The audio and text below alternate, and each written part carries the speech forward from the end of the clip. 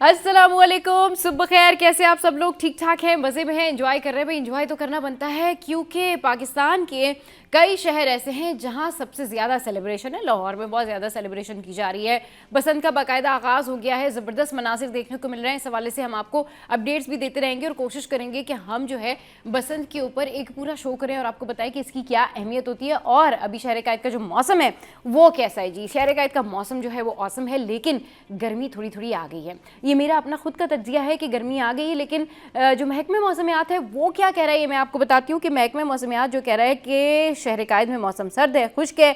शहर का मौजूदा दर्जा हरारत जो है वो 16 डिग्री सेंटीग्रेड रिकॉर्ड किया गया है। हवा में नमी के तनासुब 49% है। शहर में शुमाल मशरिक से 4 किलोमीटर फी घंटा की रफ्तार से हवाएं चल रही हैं।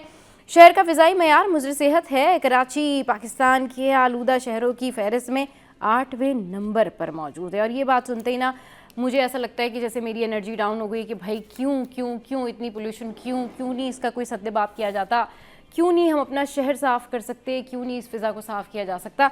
हो सब कुछ सकता है, लेकिन इसके लिए विल चाहिए, इसके लिए शहरियों का ताउन भी चाहिए। सिंध हाई कोर्ट में आज कौन कौन सी समातें हैं इसका जिक्र करते हैं और आपको बताते हैं कि जी जस्टिस अदनान 2 रुकनी बेंच भी अहम केसेस की जो है वो समात करेंगे। आईनी बेंच के रूबरू गैर कानूनी तामीरात और तजावुज़ात से मुतालिक दरखास्तों पर समात होगी। तो ये जो हैं आज की अहम समातें जो मैंने आपके साथ में शेयर की, जो सिंध हाई कोर्ट में होने जा रही हैं। अच्छा जी, अब एक और ख़बर आपके साथ में शेयर करते हैं कि ये एक वाक़या हुआ बहादुराबाद में, और बहादुराबाद में ये वाक़या पेश आया जिसमें शहरी से 200 तोला सोना और डॉलर्स छीनने का ये वाक़या है, जिस पर मुतासरा शहरी सैयद माज अली का जो वीडियो बयान है वो सामने आ गया है। अब वीडियो बयान में जो मुतासरा शहरी हैं उन्होंने कहा है कि पुलिस का 200 तोला सोना रिकवर करने का बयान गलत है। सिर्फ 10% सोना मिला है और 90% सोना जो है वो डाकू ले गए। उन्होंने बताया कि घर की पार्किंग में गाड़ी खड़ी कर रहा था कि एक मोटरसाइकिल पर 3 डाकू आए। डाकू 200 तोला सोना और 1 लाख डॉलर ले गए। अच्छा जी, अब यहाँ पर आपको बताएं कि कराची का ये जो इलाका है बहादुराबाद, जहाँ पर ये डकैती की वारदात हुई है, इसमें जो है वो डाकू घर से 200 तोला सोना जो है वो और 1 लाख अमरीकी डॉलर वो लूट कर फरार हो गए। लेकिन शहरी कंक्लूजन ये है कि जी शहरी कहता है कि जी 10% सोना बरामद हुआ है, पूरा सोना बरामद नहीं हुआ। अच्छा जी, आगे बढ़ते हैं और आपके साथ में शेयर करते हैं एक और ख़बर। ई चलान जो कि अक्टूबर में जिसका निफाज हुआ और फिर उसके हवाले से शहरियों को SOPs भी बताई गई। अब ये जो ई चलान है ये शहरियों के लिए वबाले जान बन गया है, क्योंकि ट्रैफिक पुलिस के ई चलान निज़ाम की गलतियां अब शहरियों को भुगतना पड़ रही हैं। अब हुआ ये कि शहरियों को गलत चालान भेजने का सिलसिला जारी है। अब शहर में जो लगे जदीद कैमरे हैं उसके जो दावे हैं कि जी कैमराज लगे हैं, आप लोगों ने प्रॉपर रहना है, SOP फॉलो करना है। शहरी तो SOP फॉलो कर रहे हैं, लेकिन कैमरे शायद उस तरह से एक्टिव नहीं है, या कैमरे पता नहीं क्या कोई गलत इमेज दिखा रहे हैं। ये कैसे पॉसिबल है, इसके ऊपर डेफिनेटली हम डिटेल पता लगाएंगे। लेकिन जो खबर है वो है कि भाई मुतादिद शहरियों की जानिब से शिकायत मौसूल हुई है कि सीट बेल्ट पहनने के बावजूद भी उनका सीट बेल्ट ना पहनने का चालान किया गया है। अब गलत चालान जो है वो भेजे जा रहे हैं। इसी तरह शहरियों की गाड़ियों की नंबर प्लेट्स दूसरे लोग अपनी गाड़ियों पर लगाकर चला रहे हैं, जिसके चालान भी शहरियों के पते पर मौसूल हो रहे हैं। तो ये एक सिलसिला है कि गुज़िश्ता दिनों एक शहरी को 50,000 रुपये मालियत के 5 चालान भेजे गए, जबकि शहरी का कहना है कि उसकी गाड़ी उस वक्त चालान करने के मुकामात पर मौजूद ही नहीं थी। तो अब ये सारी सूरत हाल है, जबकि ट्रैफिक पुलिस हलकार जो है वो ये कहते हैं जी सिस्टम को बेहतर कर रहे हैं, लेकिन इसकी जो बेहतरी है वो शहरियों को महंगी पड़ रही है। तो भाई यहाँ तो हो रहे हैं ई चलान, और ई चलान भी ऐसे हो रहे हैं कि शहरी शिकायत कर रहे हैं कि भाई हम तो उस जगह मौजूद ही नहीं थे जिस जगह हमारा चलान हुआ।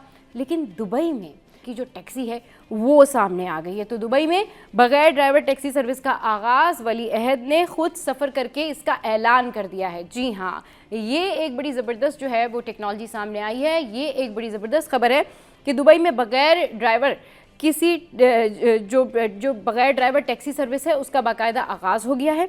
अच्छा, वली अहद ने खुद सफ़र करके ऐलान कर दिया, और इसकी जो ओवरऑल तफसीलात हैं वो कुछ इस तरह से हैं कि जो टेक्नोलॉजी की दुनिया में दुबई वैसे भी सबसे आगे जा रहा है, तो इस दफ़ा भी सबसे आगे चला गया है। अब दुबई के जो वली अहद हैं शेख हमदान बिन मोहम्मद बिन राशिद अल मखदूम, उन्होंने वर्ल्ड गवर्नमेंट समिट 2026 में शिरकत करने के लिए मुकम्मल खुदकार यानी बग़ैर ड्राइवर टैक्सी में सफ़र करके ये साबित किया कि उनके वहाँ पर अब इस टेक्नोलॉजी का आगाज़ हो रहा है। फिर तकरीब में वो खुद पहुँचे और फिर दुबई में मुस्तकबिल की ट्रांसपोर्ट सर्विस के आगाज़ का ऐलान कर दिया गया। तो दुबई में अगले माह से जो है वो बगैर ड्राइवर जो टैक्सियां हैं, यानी कि बगैर ड्राइवर के खुद कार टैक्सियां जो है वो चलती हुई नज़र आएंगी। ये है जी सारी सूरत हाल। अच्छा, एक और ख़बर है, दुबई से सीधा लेके चलते हैं आपको गुलिस्तान जौहर। गुलिस्तान जौहर में क्या हुआ? गुलिस्तान जौहर में जो है मुनव्वर चौरंगी के करीब सड़क पर मुश्तिल खातून ने गाड़ी पर पथराव करते हुए कार ड्राइवर को थप्पड़ मार दिया और ये इनको थप्पड़ भी मार रही हैं। और इस वाक़े की जो वीडियो है वो सोशल मीडिया पर वायरल हो गई है। अभी जो वायरल वीडियो है इसमें देखा जा सकता है कि स्याह रंग की जो गाड़ी है उसमें सवार ख़वातीन सफ़ेद रंग की गाड़ी पर पथराव कर रही हैं। अब ये मामला मौजूद हैं जो सफ़ेद का ड्राइवर को कुछ भी मुखलिज़ात जो है वो कह रही हैं। तो ये एक वीडियो है जो कि सोशल मीडिया पर वायरल हुई है और हमने आपके साथ में शेयर की। चले जी शो भैया, वक्त तो एक ब्रेक का, ब्रेक के बाद वापस आएंगे, करेंगे ढेर सारी बातें, हमारे साथ रहिए।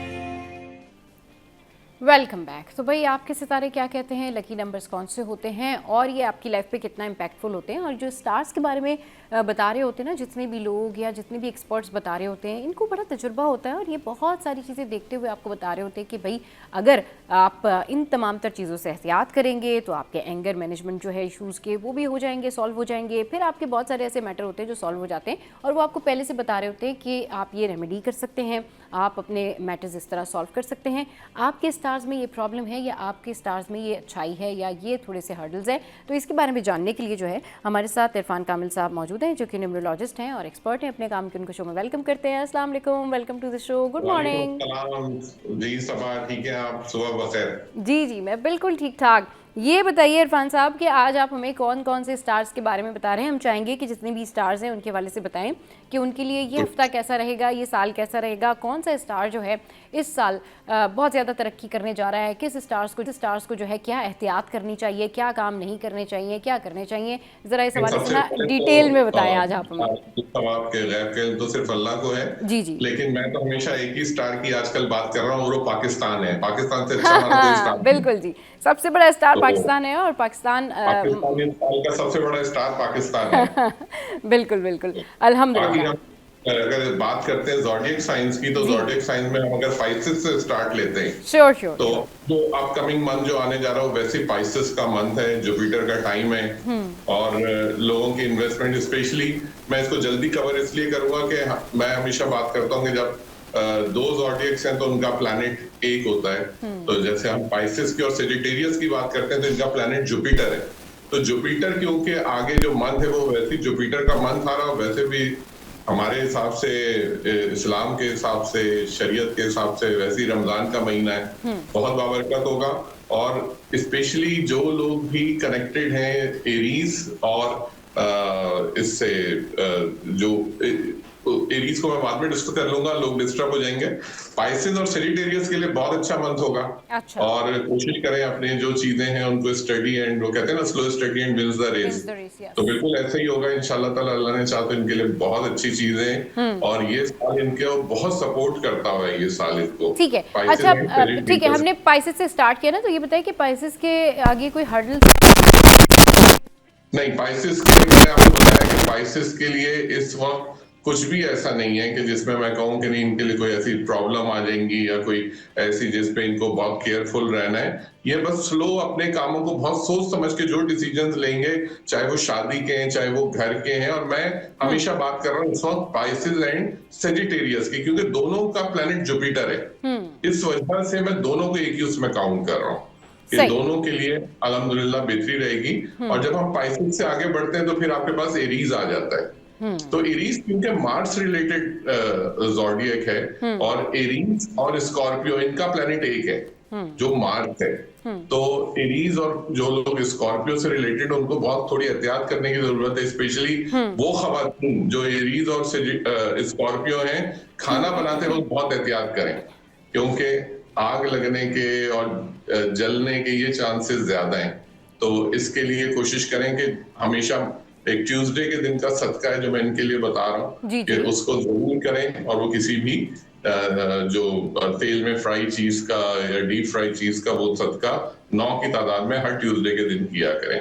उसके बाद हम आगे बढ़ते हैं तो हमारे पास एरीज के बाद जो आ जाता है मंथ वो आ जाता है टॉरस का। टॉरस जो है, टॉरस और लिब्रा ये दो का ज़ोडिएक का एक ही प्लैनेट है, वो वेनस। इनको मोहतात रहने की जरूरत है दोनों। क्योंकि देखिए प्लैनेट्स दो लोगों को एक ही तरह सपोर्ट कर रहा होता है, तो इनको सिर्फ थोड़ी मोहतात रहने की, अपनी सेहत के मामले में मोहतात रहने की जरूरत है, क्योंकि एनवायरमेंटल इश्यूज इस ड्यूरेशन में हो सकते हैं। मैं पूरे साल की बात नहीं कर रहा हूँ, अच्छा। ये मैं अभी की बात कर रहा हूँ, क्योंकि अभी हम इक्वेरियस के टाइम से गुजर रहे हैं, मीन सैटर्न के टाइम से गुजर रहे हैं। जी जी। ये जो सैटर्न का टाइम है लिटिल बिट डिफिकल्ट होता है थोड़ा टॉरस एंड लिब्रास के लिए। इनको अपनी सेहत का ख्याल करना है, स्पेशली जो एनवायरमेंटल है, जिसमें इनको फ्लू है, आपको कोई ear and nose and ENT के जो इश्यूज होते हैं, इसमें इनको मोहतात रहने की जरूरत है। दूसरी बात, पैसे का रिफ्लेक्स अच्छा रहेगा। ये बड़ी अजीब सी बात है, सेहत का ख्याल रखना है, लेकिन पैसा खुद ब खुद इनको डिफरेंट रिसोर्सेज से आएगा। अच्छा, तो ये एक इनके लिए गुड न्यूज है। लिब्रा को भी सेहत का ख्याल रखना है, और जो फाइनेंशियल टॉरस, इनकी मैनेजमेंट है वो कहीं ना कहीं से होते रहेगी। बिल्कुल, लिब्रा एंड टॉरस को। इसी तरह अगर हम आगे बढ़ते हैं तो फिर हमारे पास जेमिनी का मंथ आ जाता है, जो कि जेमिनी एंड विर्गो, ये both are related with Mercury sign. Okay. इन दोनों के लिए तो ये साल, क्योंकि सन का ईयर है, और ये दोनों अगर हम इस मंथ की भी बात करते हैं, क्योंकि सैटर्न का टाइम है, सैटर्न इज वेरी को friendly planet with the mercury. तो ये लोग अपने जो कोई अगर इस वक्त कोई मुआहदे करना चाह रहे हैं, कोई अपने एग्रीमेंट्स करना चाह रहे हैं, ऐसा चाह रहे हैं कि कोई चीज जिसके अंदर के एक जॉइंट वेंचर बिजनेस स्टार्ट करना चाह रहे हैं, वो बहुत अच्छा हो सकता है इनके लिए। This is very right time and good time. और इसके अंदर ये आगे बढ़ते हैं, स्पेशली इस वक्त जितना कम्युनिकेशन करेंगे, चाहे वो घर के अंदर है, अगर कोई ऐसे डिफरेंसेस चल रहे हैं, तो घर का जो सरबरा है, अगर वो विर्गो है या जेमिनी है, तो वो अगर किसी चीज को लीड करता है, तो घर के लोगों को भी फायदा होगा, घर के एनवायरनमेंट को फायदा होगा।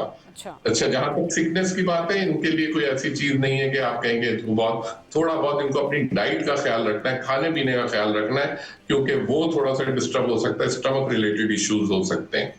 आगे बढ़ते हैं हम, तो जेमिनी के बाद जो हमारे पास मंथ होता है, वो ये हमेशा मैं कहता हूं कि single planet and single zodiac, that is called cancer. Cancer का जो प्लैनेट है वो मून है। और कैंसेरियंस के लिए, क्योंकि बहुत अच्छा इनका कॉम्बिनेशन है सन के साथ, और अगर हमें टाइम हुआ तो मैं आपको आखिर में एक रेमेडी भी बताऊंगा इसके लिए, जो बड़ी लोगों में अभी तक मैंने नहीं बताई, लेकिन बताऊंगा आप लोगों के चैनल के तवज्जुह से। तो जरूर अब की दफा जो कैंसेरियंस हैं, वो अपने जो बहुत अरसे से बहुत सारे प्रोजेक्ट्स डिले हैं कैंसेरियंस के, और ये सिंस लास्ट 4 इयर्स है, कोई अभी का टाइम नहीं है। लेकिन ये अब जो टाइम स्टार्ट हुआ है, इसमें अभी 21 फरवरी के बाद ये जो स्टेप्स लेना चाहते हैं, इनके पास पूरा 1 महीना होगा, जो कि जुपिटर का टाइम है। जुपिटर के साथ मून का कॉम्बिनेशन बहुत अच्छा आएगा, तो कोशिश करें। और इसके अंदर एक ल्यूनर इक्लिप्स भी आ रहा है, जिसे हम चांद ग्रहण कहते हैं, तो वो चांद ग्रहण भी कुछ सपोर्ट करेगा चीजों को। तो कोशिश करें कि अपने जो अच्छे स्टेप्स जो भी वो लेना चाह रहे थे, अब ले सकते हैं वो, लेकिन 21 फरवरी के बाद। उसके बाद हम आ जाते हैं कैंसेरियन के बाद आ जाते हैं हम लियो के ऊपर। तो जो लियो का जो मंथ है, वो वैसे ही की दफा साल भी नंबर 1 का है। अच्छा। और सन का ईयर है, तो इनको तो किसी किस्म की कोई एहतियात ना करें। मैं तो लियोस के लिए तो क्लियर कह रहा हूँ, कोई एहतियात ना करें, अपने साल को एंजॉय करें। जिस तरह पाकिस्तान एंजॉय कर रहा है ना अपनी बर्थ, इस तरह लोग वो एंजॉय करें अपनी बर्थ जो लियोस हैं। इंशाल्लाह उनके लिए चीजें बहुत अच्छी रहेंगी। सही। अच्छा जी, अब आप कहते हैं कि ये जो साल है, ये जो ईयर है, ये नंबर 1 वालों का ईयर है, ये थोड़ा सा एलिब्रेट करें इरफान साहब। जी। नंबर 1 का ईयर ये इसलिए मैं बताता हूँ हमेशा कि देखें, दिस इज नंबर 2026 ईयर, 2026। जब 2026 को आप प्लस करेंगे, 2 + 2 = 4 एंड 6 = 10, 1। तो जब 1 के जब हम बात करते हैं, तो 1 से रिलेट वो लोग करते हैं कि लियोस तो है ही नहीं, लेकिन इसके अलावा 4 बर्थ ऐसी हैं जो कि किसी भी महीने के अंदर जिनकी पैदाइश है, वो है 1, 10, 19 और 28 तारीख। ये 4 तारीखों में जो लोग भी पैदा हुए हैं, that is called number 1 and directly related with the planet sun. और इनको भी बिल्कुल उसी तरीके से बेनिफिट होंगे, और स्पेशली वो लोग जो कि गवर्नमेंट ऑफिशियल हैं, जो कि गवर्नमेंट की कोई जॉब अप्लाई करना चाह रहे हैं इस बर्थ की पैदाइश, उन लोगों को बहुत सक्सेस मिलेगी, और उन लोगों के काम बहुत सक्सेसफुली एग्जीक्यूट होंगे वो। अच्छा, सही। अच्छा, आप हमें रेमेडी बताना चाह रहे थे, तो शॉर्टली अगर आप रेमेडी बता सकें हमें जल्दी से। देखें, इस साल की जो रेमेडी है ना, वो सबसे जो बेस्ट रेमेडी है वो ये है कि आप कोई भी एक पीस ऑफ पेपर ले लें, ठीक राइट, है? ठीक, और उस पीस ऑफ पेपर पे मैं आपको एक डिजिटल कोड बता रहा हूं। ये ओके, डिजिट कोड जो है दैट इज 112211।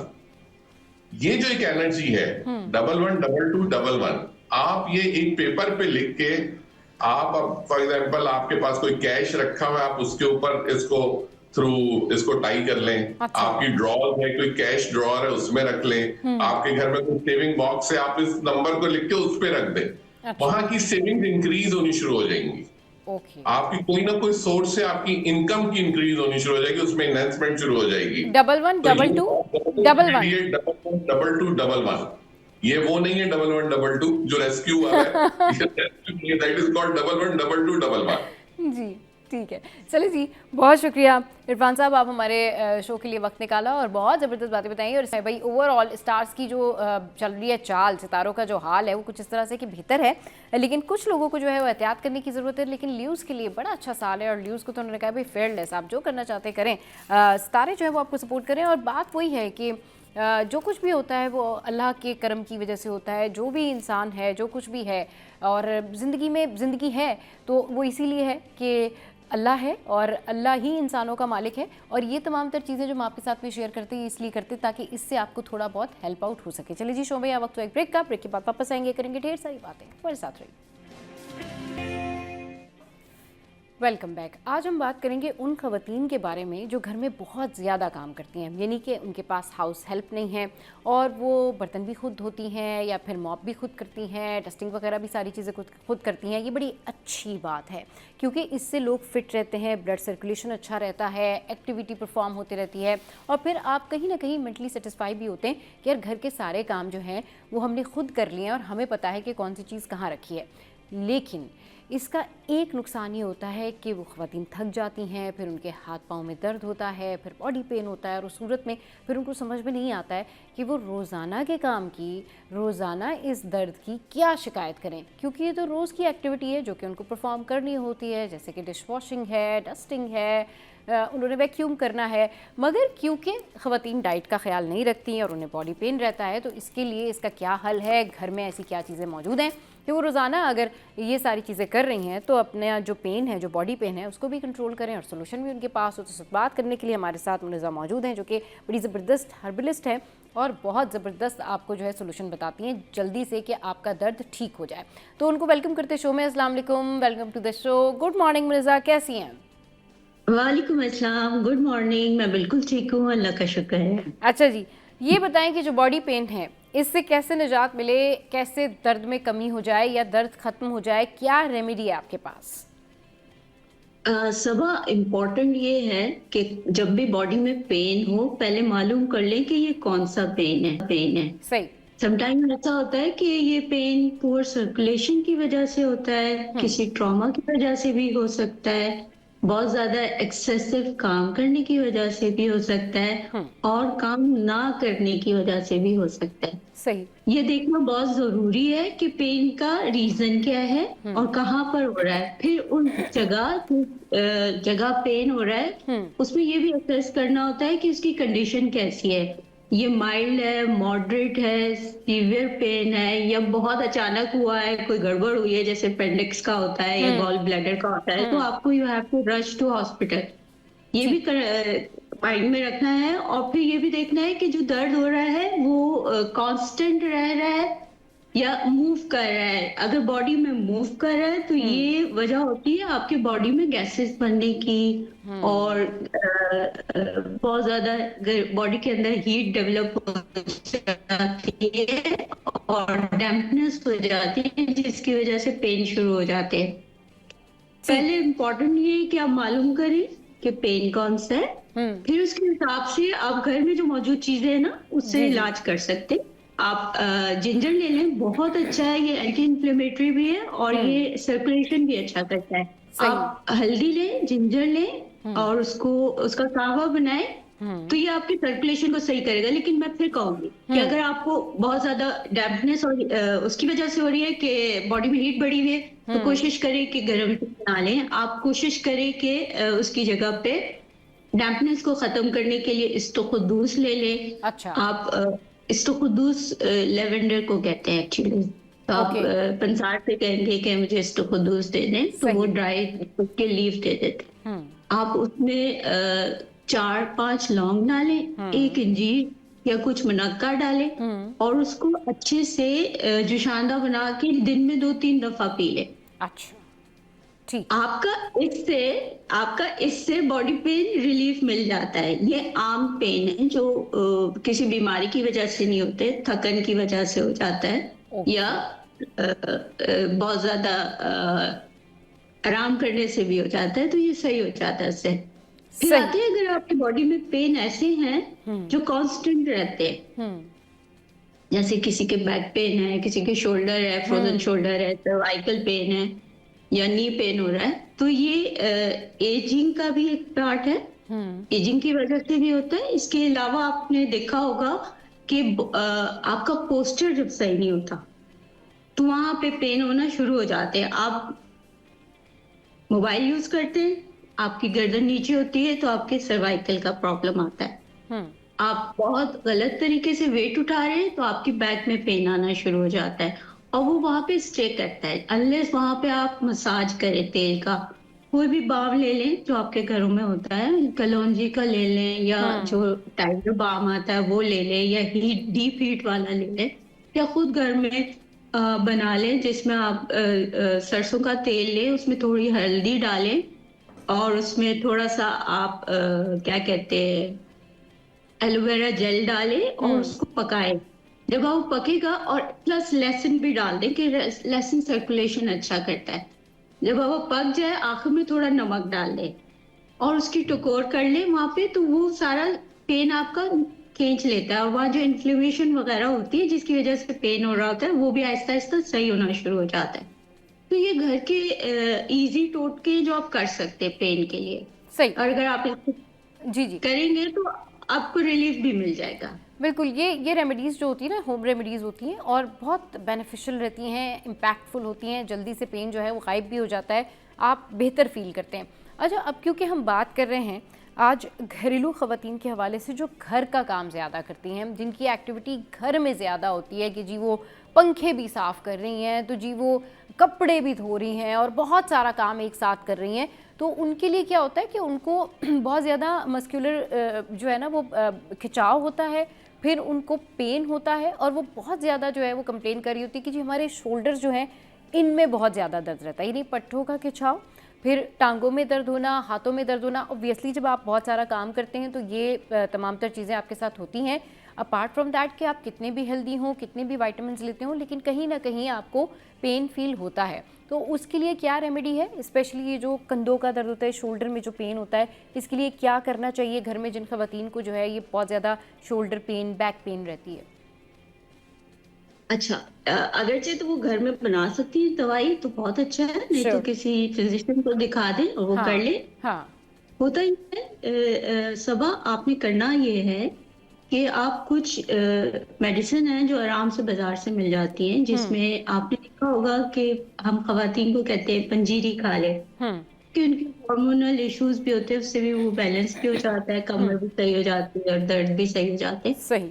तो अगर वो पूरी पंजीरी अफोर्ड नहीं कर सकते तो छोटा सा एक ही है, बाजार से ले लें आप, कमरकस ले लें, एक गोंद आती है कुंदर के नाम से, वो ले लें, क्योंकि ये गोंदे हैं और ये जो सिनोवियल फ्लूइड्स होते हैं आपके जॉइंट्स में उसको भी हेल्प कर रहे होते हैं और आपके बॉडी में एक्सेसिव जो कोलेजन वगैरह है जिसकी डिप्लीशन शुरू हो जाती है वो भी रिकवर कर रहे होते हैं। तो आप अजगन, गोंद कीकर और कुंदर और कमरकस लेके उसको तवे पे हल्का सा फुला लें घी के अंदर और उसका पाउडर बना के रखें। रात को सोते हुए वो 1 चम्मच उसका दूध में मिक्स करके पी लिया करें। अगर डेली कर लेती हैं तो बहुत अच्छा है, दवाइयाँ खाने की ज़रूरत ही नहीं है, उनको खुद ही फ़ील होगा कि उनकी बॉडी में स्ट्रेंथ आ गई है। आराम करना बहुत ज़रूरी है, जितना काम करते हैं उतना आराम भी ज़रूरी है। अब ऐसा नहीं कि आप एक्सेसिव मसल्स को वेयर एंड टेयर हो रहा है और उसको आप हाँ, आराम नहीं दे रहे, सही। तो अच्छा, ये हर हो किसी की जाना अपनी बहुत बेहतर है। इम्यूनिटी, बिल्कुल ठीक कह रही हैं मनीषा। ये जो आपका घर का काम है या आपके बाहर का काम है या जो भी काम है ना, ये हर किसी की इम्यूनिटी पे डिपेंड करता है और वो कितने हैबिचुअल हैं। मतलब अगर एक खातून सुबह से उठ के रात तक काम करती हैं और उनकी ये रूटीन थ्रू आउट है, यानी शुरू से वो अगर इस तरह काम करती हैं, तो शायद उनको उस तरह से पेन फील ना हो, क्योंकि उनकी रूटीन बन चुकी है। लेकिन होता है ना कि आउट ऑफ बॉक्स, यानी आउट ऑफ रूटीन। अब जैसे हम लोग हैं, हमने घर में गए, ज़्यादा काम कर लिया।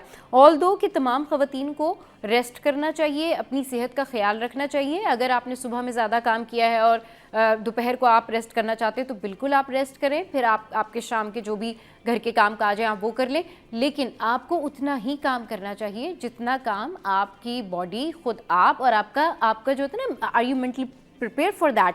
तो ये बड़ा एक मैटर करता है कि अगर आपको काम करते हुए लेथार्जिक फील हो रहा है, अगर काम करते हुए आपको अनप्लेजेंट फील हो रहा है, अगर काम करते हुए आपको बड़ा बॉदर हो रहा है, मतलब आप बड़े बदली के साथ कोई काम कर रहे हैं, तो डेफिनेटली वैसे ही आपके मूड स्विंग्स या वैसे ही आपका जो मूड है वो आपको अलाउ नहीं कर रहा कि मैं ये काम करूं, तो उसके बाद वैसे ही आपके साथ प्रॉब्लम शुरू हो जाती है। वैसे ही फिर आप फील करते हैं, क्योंकि जब आप कोई भी चीज़, चाहे आप इनफैक्ट बर्तन धो रहे हों, घर में आप डस्टिंग कर रहे हों, या आप स्टडी कर रहे हो, या कोई भी दुनिया का छोटे से लेके बड़ा काम आप कर रहे हो जिसमें आपकी खुद की मर्जी शामिल नहीं हो, तो डेफिनेटली फिर आप उस काम में एंजाइटी फील करते हैं, आप उस काम में जो है वो अनप्लेजेंट फील करते हैं, आप जल्दी थक जाते हैं, आप लेथार्जिक फील करते हैं। तो फर्स्ट लव योर सेल्फ, पहले अपने आप से प्यार करें, फिर उसके बाद देखें कि व्हाट डू यू वांना डू, मतलब आप क्या काम करना चाहते हैं। क्योंकि मुनीज़ा, ये बड़ा डिपेंड करता है लोगों की हेल्थ के ऊपर कि वो अपनी मर्ज़ी से क्या चीज़ें करना चाहते हैं। कुछ ख़वातीन ऐसी भी होती हैं कि उनके घर में बहुत सारी मेड्स होती हैं, लेकिन वो कहती हैं हम खुद काम करेंगे। तो ये ना आपकी पहले मर्ज़ी पे भी डिपेंड करता है, आपकी सेहत आपकी मर्ज़ी पे डिपेंड करती है कि आप किस चीज़ को कितनी अच्छे दिल के साथ में करना चाहते हैं, किस चीज़ को बददिली के साथ करना चाहते हैं। उसके बाद इसके जो हार्मोनल इम्बैलेंस होते हैं, इसके जो हार्मोन्स के इफ़ेक्ट होते हैं, वो आपके ब्रेन पे पड़ते हैं। फिर ब्रेन से आपका सारा सिस्टम आगे चलता है और फिर आप कहते हैं कि जी हमें पेन हो रहा है, हमें एंजाइटी हो रही है, हम अच्छा फील नहीं कर रहे। सो ये बड़ा ज़रूरी है, इस पर भी डिटेल में बात करेंगे। मुनीज़ा हमारे साथ मौजूद हैं, लेकिन एक छोटे से ब्रेक के बाद। Welcome back. अच्छे मूड के साथ जो भी काम करें उसमें जो है वो आपको ऐसा लगता है कि वो आपकी मर्जी का काम है, कम थकते हैं। लेकिन अगर थकन हो रही है तो मुनीज़ा हमारे साथ है ना, उनसे पूछ लेते हैं कि भाई अगर जनरल रोज़ाना लोग लेथार्जिक हो जाते हैं, ख़वातीन लेथार्जिक होती हैं, इनफैक्ट मर्द हजरात भी ऑफिस में बैठ के जो है वो बहुत ज़्यादा सुस्ती, काहली, लेथार्जिक और shoulder pain, back pain feel कर रहे होते हैं, उनके लिए इंस्टेंट रेमेडी क्या है?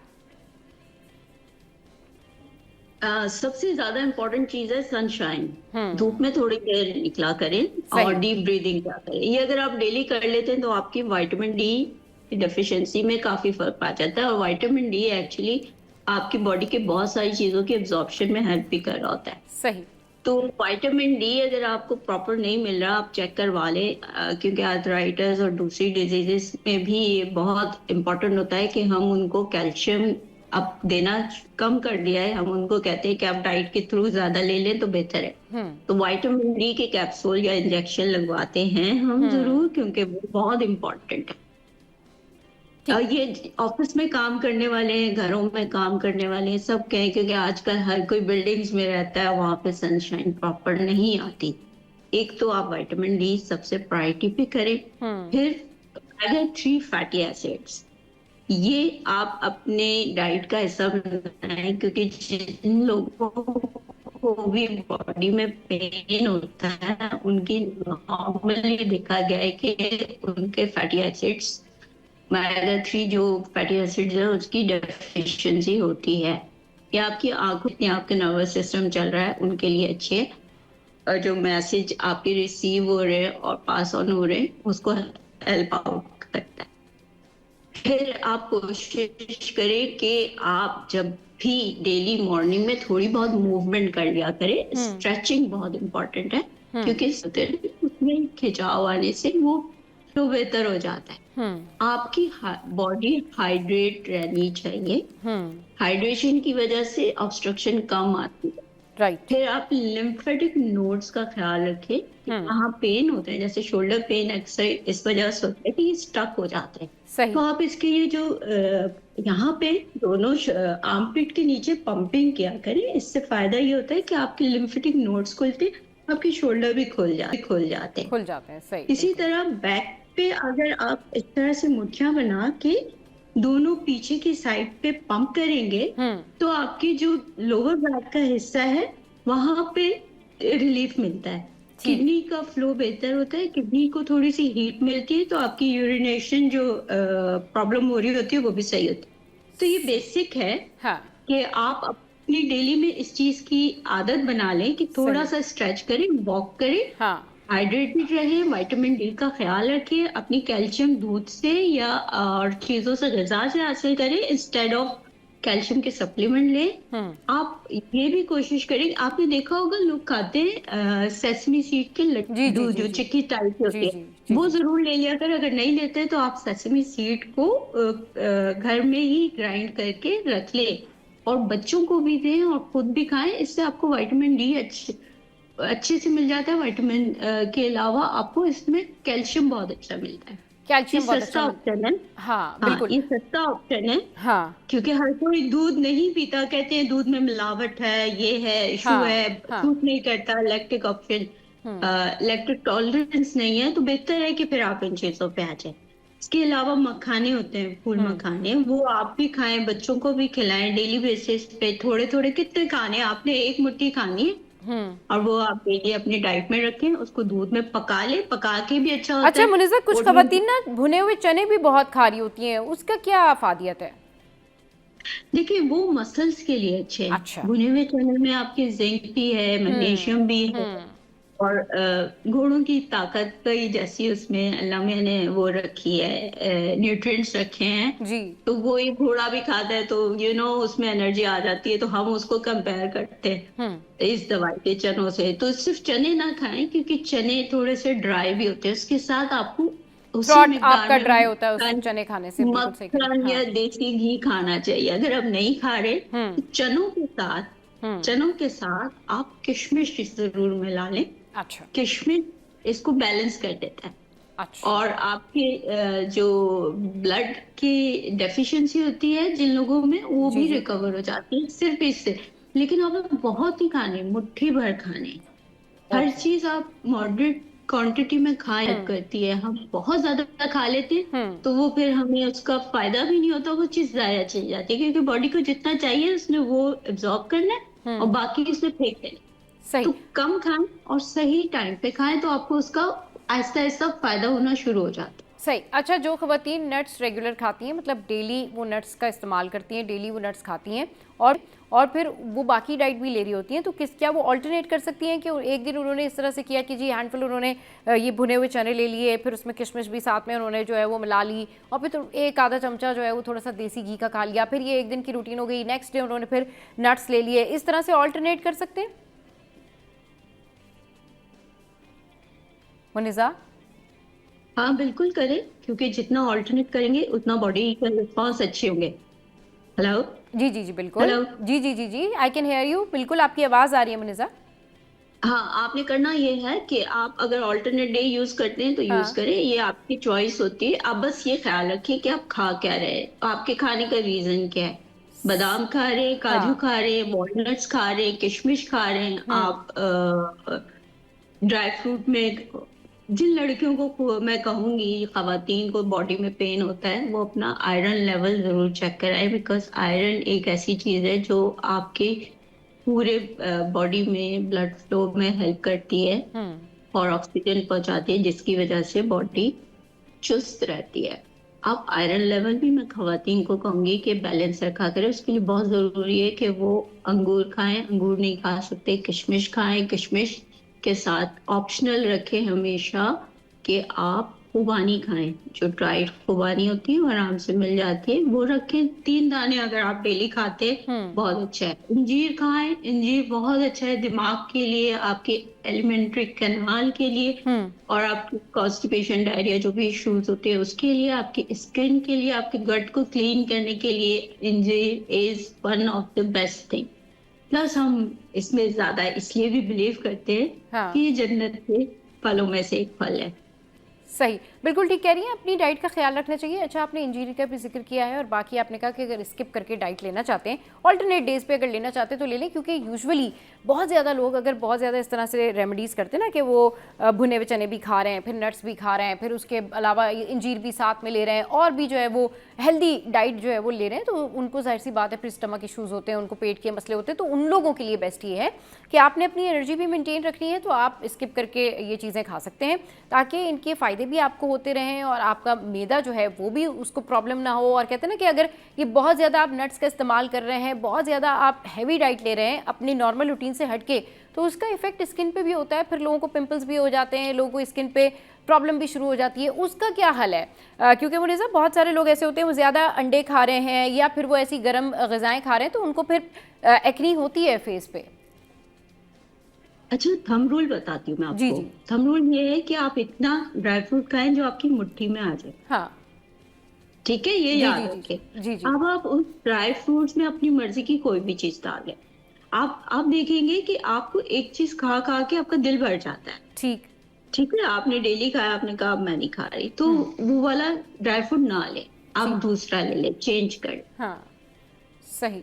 चलिए जी, बहुत शुक्रिया। हमें मुनीज़ा ने बहुत ज़बरदस्त बातें बताई थैंक यू हैं सो और मच। जी जी, मुनीज़ा का यही कहना है कि भाई आपने अपनी डाइट का ख्याल रखना है, जो भी खाएं लेकिन आप उसको मॉडरेट वे में, वो कहते हैं ना कि बयाना रवि इख्तियार करना बेहतर है। तो अगर आप इस तरह से खाएंगे कि पोर्शंस में खाएंगे, स्किप कर करके खाएंगे, तो इस तरह उसकी जो ग़िज़ाइयत है, उसके जो फ़ायदे हैं वो भी आपको मिल जाएंगे। और दूसरा ये कि आपकी डाइट भी बेहतर होगी, आपकी स्किन भी बेहतर होगी, आपकी जो सुस्ती काहिली है वो भी दूर हो जाएगी।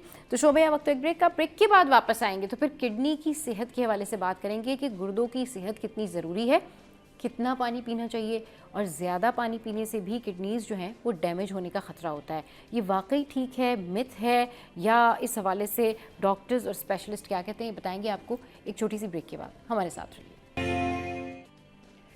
Welcome back. किडनी की सेहत के मुतालिक बात करेंगे और गुर्दे जो है ना उनके मुतालिक बहुत सारे मिथ्स भी हैं कि बहुत सारा पानी नहीं पीना। कुछ डॉक्टर्स कहते हैं पानी पीना है, कुछ लोग कहते हैं कि जी अच्छा अगर किडनी स्टोन है तो वो तो पानी पीने से ही निकल जाता है, वो तो घर की रेमेडीज से ही निकल जाता है। इतने सारे इश्यूज़ हैं, आपके नेफ्रोटिक सिंड्रोम्स हो जाते हैं, आपको जो है वो बहुत ज़्यादा किडनी पेन होता है, फिर यूटीआई ट्रैक इन्फेक्शन है। There are many things related to kidney जो कि डिस्कस करने की ज़रूरत है, किसी एक्सपर्ट से पूछने की ज़रूरत है। और इस वक्त हमारे साथ जो है वो डॉक्टर निदा शकील मौजूद हैं, जो कि डायबिटोलॉजिस्ट भी हैं, एंडोक्राइनोलॉजिस्ट भी हैं। उनको शो में वेलकम करते हैं। अस्सलाम वालेकुम निदा, कैसी हैं आप? Welcome to the show. वालेकुम सलाम। अच्छा निदा, ये बताएं कि आपको आवाज़ आ रही है? जी जी जी। अच्छा निदा, ये बताएं कि हम किडनी की सेहत के हवाले से बात कर रहे हैं, गुर्दों के हवाले से बात कर रहे हैं कि एक आम तौर पर मिथ ये है कि गुर्दों को बेहतरीन रखने का या उनकी परफॉर्मेंस को बेहतरीन रखने का तरीका यह है कि बहुत सारा पानी पिया जाए। तो इस बारे में थोड़ा क्लियर करें कि एक आम इंसान को रोज़ाना कितने गिलास पानी पीना चाहिए, क्योंकि excessive of water that leads to infection also, या फिर किडनी उसकी वजह से भी ख़राब हो जाती है। तो इन दोनों को बैलेंस रखना कितना ज़रूरी है, इन दोनों के दरमियान जो है वो क्या लाइन होनी चाहिए, क्या एक्शन होना चाहिए, कितना गिलास पानी पीने चाहिए? अगर एक आम इंसान 1.5 से 2 लीटर भी पानी पूरे 24 घंटे के अंदर पीता है, कोई इशू नहीं, ठीक है। वो उसकी हर एक का थर्स्ट मैकेनिज्म अलग होता है, उसके स्वेट ग्लैंड्स अलग होते हैं, वो गर्मी में काम कर रहा है, वो सारा वक्त एसी में रह रहा है, ये डिफरेंट एनवायरनमेंट पे होता है, ठीक है। तो कुछ लोग कम पानी पीते हैं, उनको प्यास कम लगती है, या वो उनका एनवायरनमेंट ऐसा होता है कि उनको पानी की जरूरत नहीं होती। कुछ लोग धूप में काम करते हैं तो वो 2 से 3 लीटर भी पानी पी जाते हैं। तो पानी पीना अच्छा होता है, बुरा नहीं होता, लेकिन कुछ साइकोलॉजिकल बीमारियां ऐसी होती हैं कि जिसमें लोग जरूरत से ज्यादा पानी पीते हैं और अपनी नमकियात को खराब कर लेते हैं, तो ऐसा भी नहीं करना। दूसरा ये कि जब किडनी एक स्टेज पे, सर्टेन स्टेज, जैसे जब किडनी नॉर्मल है तो ठीक है। जैसे आपको किडनी की बीमारियां बहुत सारी होती हैं, तो कि किडनी फेलियर इटसेल्फ, या किडनी में नेफ्रोटिक सिंड्रोम है, जैसे आपने कहा यूटीआई है, या स्टोन्स हैं। ज्यादातर जिनको स्टोन्स होते हैं उनको हम कहते हैं कि जी पानी ज्यादा पिए, और याद रखिएगा कि हर स्टोन पानी पीने से नहीं निकलता। It depends upon the size और placement of the stone where it is. वो किडनी के कौन से हिस्से में है, किस साइज का है, पानी पीने से निकल जाएगा कि नहीं। बिला वजह अपने पानी पी पी के अपने पेट को ना फाड़ें। तो पहले तो आप डॉक्टर से मशवरा करें कि ऐसा स्टोन है, छोटा है कि निकल जाएगा, पानी पीने से ही निकल जाएगा, ठीक है। बाज़ात ऐसे स्टोन्स होते हैं जो फंसे हुए होते हैं, बड़े साइज के होते हैं, उनको निकालना ही पड़ता है, पानी से उसका कोई ताल्लुक ही नहीं होता। इसके अलावा जो किडनी फेलियर्स हैं, जैसे किसी को अगर किडनी फेलियर शुरू हो गया, उसमें पानी पीना उसके लिए इंतहाई नुकसानदेह है। क्योंकि किडनी फेलियर में पेशाब नहीं बन रहा होता, आप पानी पी पी के अपने फेफड़ों में पानी जमा कर लेंगे, अपने पेट में पानी जमा कर लेंगे। और आपने अक्सर देखा होगा किडनी के मरीजों की आंखें सूजी हुई होती हैं, पैर सूजे हुए होते हैं। राइट। तो इट डिपेंड्स कि आप कौन से मरीज को किस स्टेज पे देख रहे हैं। सही। अच्छा, इनिशियल बिल्कुल ठीक है, ये बहुत अच्छी बात की आपने निदा कि कौन से मरीज को किस स्टेज पर जो है वो देखा जा रहा है, डॉक्टर के पास कौन सा केस आया है, किस सिवियरिटी का केस है। अच्छा, अब एक ये चीज़ हो गई, अब नॉर्मल इंसान को अगर किडनी पेन होता है या उसको यूटीआई इन्फेक्शन होता है तो डॉक्टर यही सजेस्ट करते हैं कि ठीक है पानी की कमी है, आप पानी पिएं और ये मेडिसिन है, ये आप मेडिसिन यूज़ करें। 2 से 3 दिन में ख़वातीन का जो इन्फेक्शन है वो ठीक हो भी जाता है, ये ऑल्सो इन मेल्स, लेकिन फिर वो रिपीट होता है। ये जो रिपीट साइकिल है इन्फेक्शन की, ये क्यों होती है, इसकी क्या रीज़न होती है? इसकी ये वजह है कि ज्यादातर यूटीआईज जो हैं वो फीमेल्स में कॉमन है, या बच्चों में कॉमन है, या एल्डरली मेल में कॉमन है। मतलब मिडिल एज मेल में अक्सर यूटीआई प्रेजेंट नहीं होता है मगर प्रेजेंट नहीं होता, और ज्यादातर फीमेल्स में कॉमन है। उसकी बहुत सारी आगे वजूहत है, बट फीमेल्स में ज्यादा है। तो और कुछ लोगों में इसलिए कॉमन होते हैं पाकिस्तान में क्योंकि या तो बैड हाइजीन है, या फिर क्या होता है कि डायबिटीज बहुत कॉमन है हमारी पॉपुलेशन में। जिनको डायबिटीज होती है उनके अंदर सीरियस किस्म के यूटीआईज बहुत ज्यादा कॉमन है। जो एल्डरली हैं, बूढ़े हैं, कैथेटराइज हुए हैं, उनको बहुत ज्यादा कॉमन है। जिनकी स्टोन्स हैं, अगर किसी को बार बार यूटीआई हो तो अपना अल्ट्रासाउंड या अपना यूरिनरी ट्रैक जरूर देखें, कोई नाली में मसला है, कोई स्टोन का मसला है, ऐसा तो नहीं बार बार यूटीआई हो क्यों रहा है। या अपनी हाइजीन दुरुस्त करें, या अपनी शुगर जरूर चेक कराएं, क्योंकि जिनको शुगर होती है अंडरलाइन वो यूटीआईज के साथ प्रेजेंट करते हैं। तो ये सारी चीजें देखना बहुत जरूरी है कि आपको बार बार यूटीआई हो। आम नॉर्मल आदमी ऐसे ही बैठे बैठे यूटीआई नहीं होता जब तक कि कोई रीजन ना हो, और अगर रिपीटेड हो रहा है तो आपको रीजन तलाश करना है। अच्छा, अभी आपने जिक्र किया कि हाइजीन कितनी इम्पोर्टेंट है, और दूसरा साफ पानी, ये कितना ज़्यादा इम्पोर्टेंट है किडनी की बेहतरीन परफॉर्मेंस के लिए, उसकी सेहत के लिए, कि किडनी आपकी ठीक से काम करे और आपको वो इश्यूज़ ना हो जो कि यूजुअली पाकिस्तान में ज़्यादा कॉमन है, जैसे यूटीआई ट्रैक इन्फेक्शन है, पथरी है, और उसकी वजह से एक और भी चीज़ है स्ट्रेस, जिसकी वजह से भी किडनी पे इफेक्ट पड़ता है। तो स्ट्रेस, साफ पानी और हाइजीन। एक्चुअली स्ट्रेस जो है ना बहुत ओवररेटेड है, ठीक है। मतलब स्ट्रेस हो गया तो ये हो गया, स्ट्रेस हो गया, एक्चुअली वो तो हम फिर किसी दिन एक सेपरेट टॉपिक पे बात करेंगे। बट किडनी इटसेल्फ जो है, खास तौर पे सिंध का जो मरीज है, जो हमारा सिंध का प्रोविंस है, उसमें स्टोन्स बहुत कॉमन है। प्रोविंस की एक अलग अलग अपनी एक मिट्टी होती है, उसकी कुछ डिजीज होती है। तो एक तो ये कि जिसकी फैमिली में स्टोन्स हैं उसको पानी बहुत ज्यादा पीना चाहिए, उसको यूटीआई बार बार हो सकता है, ठीक है। जो बच्चे हैं वो अपनी सफाई पैम्पर्स पे होते हैं, सफाई नहीं कर सकते सही तरह से। जो बड़े हैं, जो बेचारे जिनको फालिज हुआ हुआ है, वो पैम्पर्स पे हैं, उनकी सफाई में कदर वो वाली बात नहीं होती जो कि एक नॉर्मल आदमी की होती है, तो उनको यूटीआईज बहुत कॉमन होते हैं। तो सफाई जैसे निस्फ ईमान है, तो आप मोस्ट ऑफ द टाइम अपने बूढ़ों को कैथेटराइज ना करें बिला वजह कि जी पेशाब पैम्पर चेंज करना पड़ेगा तो कैथेटर लगा ले, क्योंकि उससे यूटीआईज बहुत कॉमन होते हैं। इसके अलावा सफाई आपने अच्छी तरह से। दूसरा, खवातीन को अगर यूट्रस के कोई मामले हैं, जैसे कि यूट्रस के अंदर कोई इंफेक्शन है, तो बार बार आपको यूरिन का इंफेक्शन भी हो सकता है। खवातीन को पीरियड्स के दौरान खास तौर पे सफाई का एहतमाम करना चाहिए, क्योंकि उसकी वजह से भी यूटीआई हो सकता है। तो ये सारी चीजें जो आपको अपनी हाइजीन मेंटेन करनी है, सबसे पहली इंपॉर्टेंट बात। दूसरी बात, अगेन मैंने जैसे आपसे कहा कि जिसको शुगर है वो चाहे कुछ भी कर ले, और अगर शुगर कंट्रोल नहीं होगी तो बैक्टीरियल ग्रोथ होगी, और बैक्टीरियल ग्रोथ की वजह से आपको बार बार यूटीआईज होंगे। सही, और बिल्कुल हाइजीन का ख्याल रखना चाहिए। अच्छा, अब किसी को किडनी का इशू है, किसी को बार बार यूटीआई होता है, आपने देखा होगा कि उसकी डाइट भी चेंज हो जाती है, वो कम मिर्चों वाला खाना खा रहे हैं, पानी थोड़ा ज़्यादा पी रहे हैं। ओवरऑल फिर डाइट कैसे मेंटेन करें, ओवरऑल अपनी लाइफस्टाइल कैसे मेंटेन। प्रॉब्लम ऑफ किडनी की, किडनी में आपको बहुत सारे इश्यूज़ हैं, लाइक आपको बार बार रिपीट साइकिल हो रही है कि आपको यूटीआई हो रहा है, फिर आप सेंसिटिव हैं तो आपकी इम्यूनिटी उस तरह से नहीं है। चलिए जी, इस सवाल का जवाब देते हैं एक छोटे से ब्रेक के बाद वापस आएंगे तो फिर ये सारे मसले जो है डॉक्टर निदा से डिस्कस करेंगे। हमारे साथ रहिए। Welcome back. किडनी की सेहत को कैसे बेहतर बनाएं, लाइफस्टाइल कैसे मेंटेन करें, अगर किसी को यूटीआई है, उसको इन्फेक्शन है तो उसके साथ वो अपने लाइफस्टाइल को कैसे मेंटेन करे और उसको ख़त्म कैसे किया जा सकता है। जी निदा। हाँ जी, आपने जो पहले बात की ना कि एसिडिटी और वो जो मिर्चें वाली खाने वाली ग़िज़ा, एक्चुअली का कोई ताल्लुक नहीं है किडनी से। अच्छा।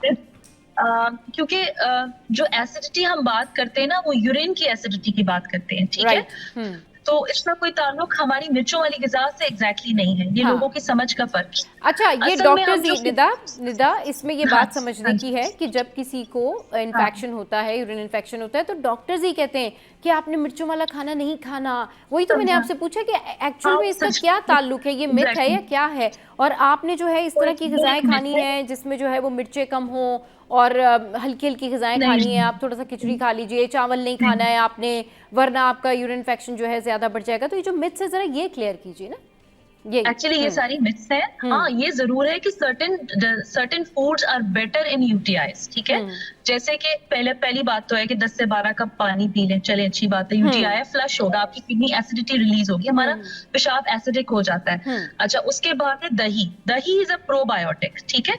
तो वो जिस चीज में भी इस्तेमाल होगा, चाहे वो पेट के लिए इस्तेमाल हो, चाहे वो किडनी के लिए इस्तेमाल हो, आपके लिए अच्छा ही होगा, ठीक है। इसके अलावा जो प्रूवन बेनिफिट है ना, वो बेरीज का है, जैसे क्रेनबेरी है, ब्लूबेरी है, स्ट्रॉबेरी, ये सारी जो फ्रूट्स हैं वो एंटीऑक्सीडेंट्स भी होते हैं, और ये यूटीआईज के अंदर यानी इसका कुछ ना कुछ बेनिफिट पाया गया है रिसर्च के अंदर। तो अक्सर हम क्रेनबेरी जूस वगैरह एडवाइस करते हैं ना, सैशेज मिलते हैं बाजार में अलग अलग नामों से, जो कि यूटीआईज के अंदर इस्तेमाल होते हैं। इसके अलावा ये मिथ्स है, ये मिर्चें खा लो, ये सब ये सारी मिथ्स हैं। वो बेसिकली यूरिन की एसिडिटी होती है, उसका खाने के एसिड से कोई ताल्लुक नहीं। ओके, ये आपने क्लियर किया, अच्छा हुआ। वरना यूजुअली पहले आप किसी भी जाके जनरल फिजिशियन को दिखा रहे होते तो वो ये आपको, बहुत सारे लोगों को, मुझे खुद भी कई दफ़ा ऐसा हुआ है कि मैं किसी को लेके गई हूँ डॉक्टर के पास, तो उन्होंने कहा कि नहीं जी इनको आप कहें कि मिर्च वाला खाना ना खाएं। तो मैंने कहा कि ज़रूर क्लियर करना चाहिए। अच्छा, किडनी से रिलेटेड और कौन कौन से ऐसे मिथ्स हैं जो कि आप क्लियर करना चाहेंगी कि लोग कहते हैं कि जी ठीक है, हैवी एक्सरसाइज नहीं करनी, इसका असर जो है वो किडनी पे पड़ता है, आपने जो है बहुत सारे ऐसे खाने नहीं खाने, इसका असर पड़ता है, किडनी किन चीजों से इफेक्ट होती है? जी। हाँ, 2-4 चीजें जो बहुत इंपॉर्टेंट हैं कि किडनी फेलियर खास तौर पे इज अ साइलेंट फेलियर। आपको नहीं पता लगता कि आपको किडनी फेलियर हो रहा है, ठीक है। तो ये पहली बात कि अगर किसी को डायबिटीज है, ब्लड प्रेशर है, यूरिक एसिड है, ठीक है, या कोई और ऐसी फैमिली में हिस्ट्री है स्टोन्स की, अब अम्मी अब्बू किसी को किडनी फेलियर हो चुका है, तो उसको सालाना अपना यूरिया क्रिएटिनिन इलेक्ट्रोलाइट जरूर करवाना चाहिए, एटलीस्ट यूरिया क्रिएटिनिन करवाना चाहिए, ठीक है। तो ये जो स्टेज 1, 2, 3 होते हैं, ये पता नहीं लगते, ये बिल्कुल पता नहीं लगते। जब स्टेज 4 और 5 में आ जाता है पेशेंट, तब जाके सिम्टम्स आना शुरू होते हैं, जैसे पेशाब से झाग आना, पेशाब में बबल्स आना, या पेशाब का कम आना, या एक्सट्रीम फटीग होना, पैरों में क्रैम्प्स होना। ये स्टेज 4-5 की कहानी है, इससे पहले पता ही नहीं लगती, सही, ठीक है।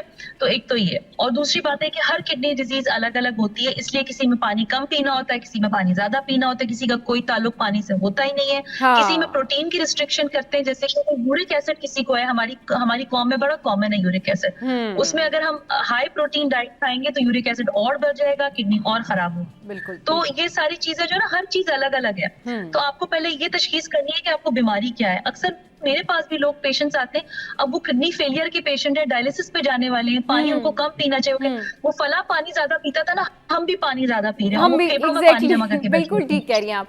वो क्या होता है कि एक दूसरे को देख देख के इलाज कर रहे होते हैं।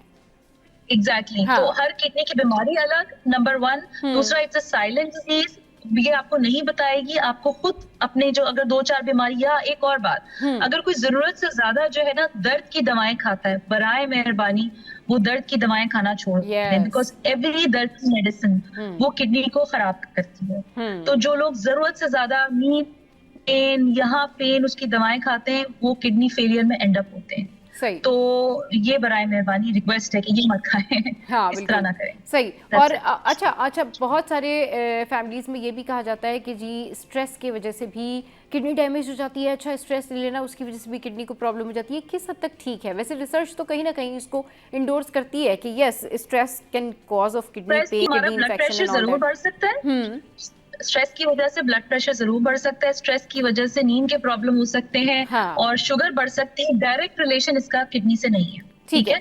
हमारे यहाँ तो जो भी होता है वो स्ट्रेस की वजह से, ये जो है ना फौत हो गया खुदा ना खास्ता, ये नहीं देखते कि कॉज क्या है। तो बेसिकली स्ट्रेस जो है ब्लड प्रेशर शुगर बढ़ाता है, उसको इनडायरेक्टली आप किडनी से रिलेट कर सकते हैं, not a direct relationship of kidney.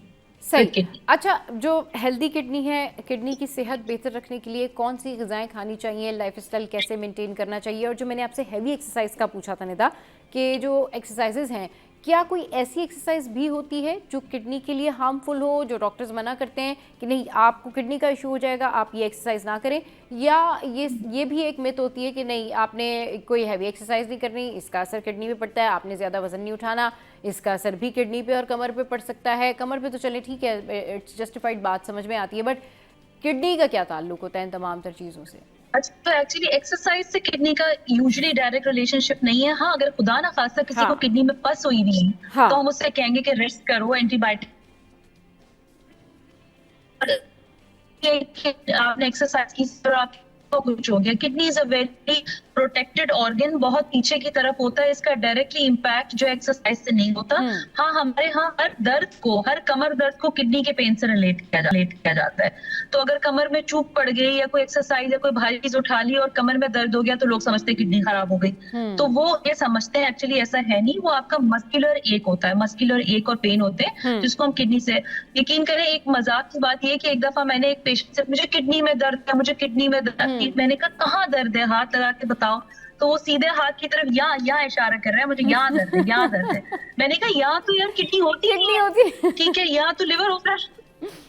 देखिए, तो पहले तो आप ये पूछ लें कि आपको दर्द किधर है, क्योंकि वो हर कमर का दर्द रहना, चाहे आगे वो पीछे वो किडनी हो जाती है। तो जस्ट ऑन लाइटर टोन के इस तरह के लोग, तो doesn't matter, आप अच्छी हल्की एक्सरसाइज करें, कोई प्रॉब्लम नहीं। एक्चुअल में इशू ये होता रहता है कि लोगों को एग्जैक्टली सही पता भी नहीं होता कि उनको किडनी पेन है भी या नहीं है। उनको अगर मस्कुलर पेन भी होता है तो दे कंप्लेन कि हमें किडनी पेन हो रहा है। अब अगर मस्कुलर पेन है और वो भी उसी जगह पर हो रहा है जिस जगह पर आपकी किडनी प्लेस है, तो वो समझते हैं कि हमें किडनी पेन हो रहा है।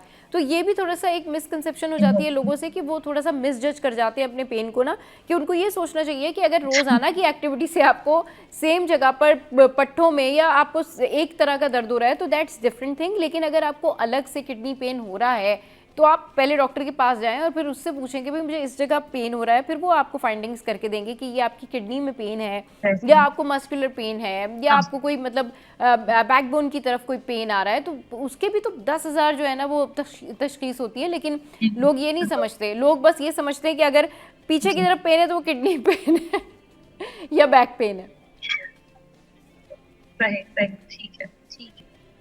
चले जी, निदा आपके वक्त के लिए बहुत शुक्रिया। निदा ने जो है वो अपना कीमती वक्त निकाला हमारे शो के लिए और बहुत सारी मुफीद बातें की और जितनी भी मिथ्स थी आज उन्होंने क्लियर किए और उन्होंने बताया कि भाई ये जितनी भी मिथ्स हैं कि अगर आपको इन्फेक्शन है तो आप मिर्चों वाला खाना नहीं खाएं, एक्सरसाइज एंड ऑल दैट, तो ये सब आपके रूटीन का हिस्सा होते हैं, आपकी हैबिट का हिस्सा होते हैं। ज़ाहिर सी बात है कि आपको हर चीज़ बयाना रवि के साथ करनी चाहिए, हर चीज़ में आपको देखना चाहिए कि आप मॉडरेट चीज़ें करें, यानी कि वो चीज़ें करें जो कि बहुत एक्सेसिव भी नहीं हो और बहुत कम भी नहीं हो। तो अपनी बॉडी के नीड के अकॉर्डिंगली जितनी मिर्चें खानी है उतनी खाएँ, ज़्यादा ना खाएँ, लेकिन जितनी एक्सरसाइज करनी है करें, लेकिन एतदाल के साथ करें। चलिए जी, शो में वक्त एक ब्रेक का, ब्रेक के बाद वापस आएंगे, फिर करेंगे ढेर सारी बात।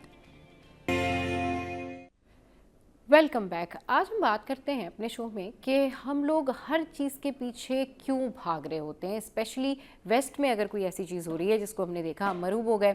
अब क्या होता है कि हमारे माशरे में आपने देखा होगा कि हर शख्स बेचैनी का शिकार है, हर शख्स को कोई ना कोई स्ट्रेस है। आप जिससे मिलें, जिससे बात करें, वो कोई ना कोई शिकवा कर रहा है अपनी ज़िंदगी से, उसको कोई ना कोई प्रॉब्लम है और उसकी ज़िंदगी का मोटिव जो है वो सिर्फ़ और सिर्फ पैसा कमाना है। ज़िंदगी का मकसद ये है कि जी देखें मुल्क से बाहर जो बाकी दुनिया है वो क्या कर रही है, फलाना क्या कर रहा है, मुआशरे में ये सारा कुछ हो रहा है।